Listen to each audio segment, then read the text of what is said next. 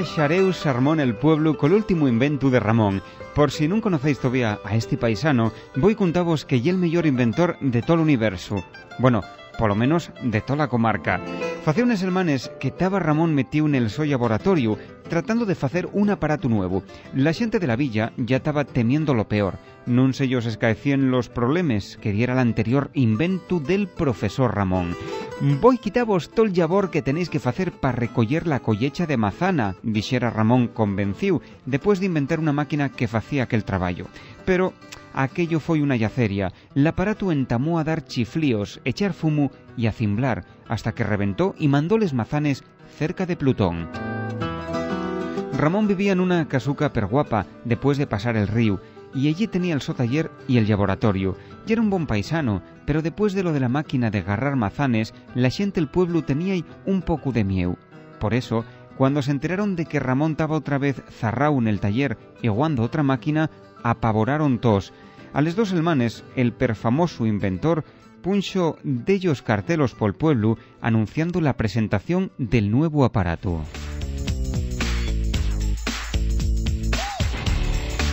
El día de la presentación, toda la xente del pueblo xuntóse na plaza.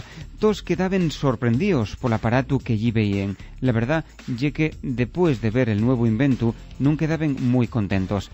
Aquel aparato estaba fecho con trastos viejos, agarraos de la basoria, y era una especie de espantallo gigante.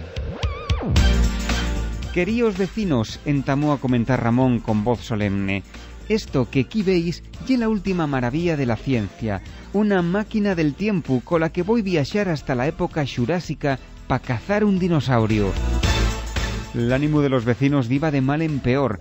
Una máquina del tiempo, lo que ellos faltaba por oír. En antes de que la gente pudiese reaccionar y lo parasen, Ramón metióse en la máquina y encendió el motor temporal. Cuando aquello entamó a ruxir y a cimblar, la gente non duldó un res y echó a correr en toles direcciones para escondese. La verdad ye que non tuvieron que esperar mucho para que aquello acabara como esperaban que acabara. A los 3 minutos de echar fumo y brincar d'un llau a otro de la plaza, el motor de la máquina de Ramón explotó y el estalliu fixo que todo el aparato saliera esnalando y cayera xusto a 1 kilómetro, en metá de la huerta d'una paisanina que se llamaba Milia. Vaya golpe, Ramón quedó aturullau xunto a una muria, después de rodar entre patates y tomates. El aparato quedó estrozau y todos los cachos esparcíos pela huerta en teñubes de fumo.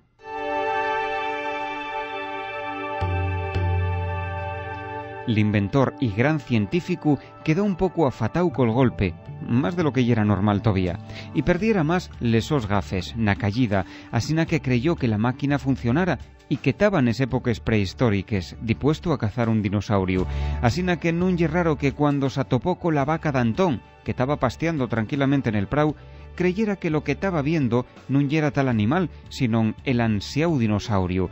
Como non tenía otra manera mellor, decidió cazar al dinosaurio a pedraes, asina que agarró unos morriellos de enriba la muria pa tirailos.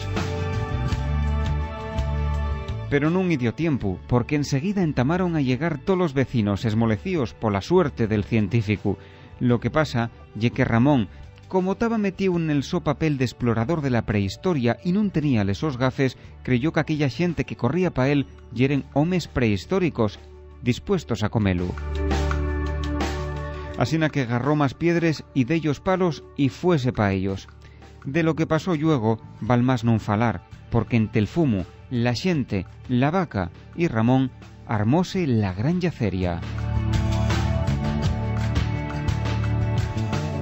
Más tarde, cuando entamaba a tapecer, el alcalde del pueblo fue a casa de Ramón, que estaba echado una cama recuperándose del xareu del día. «¿Cómo estás?», preguntó el alcalde a Ramón, que traía les gafes pegaes con un esparadrapo. «Buena la fixiste, güey».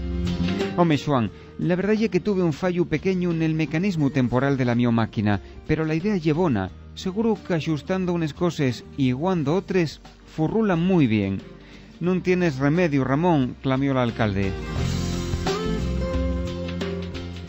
Y después de quedar solo, el inventor miraba pela ventana contemplando la lluna brillosa sobre el cielo prieto. Qué guapa yera. Igual podía inventar otro aparato, un cohete, para viajar hasta ella. Sí, habría que pensar en ello.